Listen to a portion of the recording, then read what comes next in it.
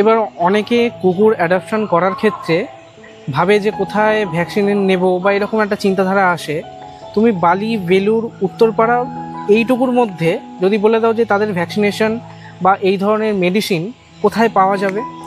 Medicine তো বলতে গেলে যে কোনো আজকাল প্রচুর পেট সেন্টার হয়েছে যেখানে ওদের ওষুধপত্র পাওয়া যায়।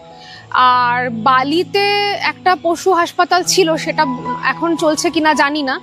একটা আমাদের উত্তরপাড়া না, ওটা ওই হাওড়া ডিস্ট্রিক্টেই পড়ছে।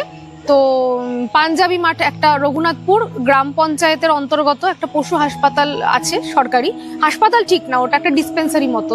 ওখানে গিয়ে ভ্যাকসিনের ব্যবস্থা করতে পারেন, অথবা বহু প্রাইভেট ডাক্তার আজকাল বসছেন পেট সেন্টারগুলো যেখানে কুকুরদের ওষুধপত্র পাওয়া যাচ্ছে, সেখানে গিয়ে ভ্যাকসিন দিতে পারেন। অথবা বেলগাছিয়া ভেটেরিনারি হসপিটাল যদি নিয়ে যেতে পারেন, সেখানেও ভ্যাকসিনের ব্যবস্থা আছে।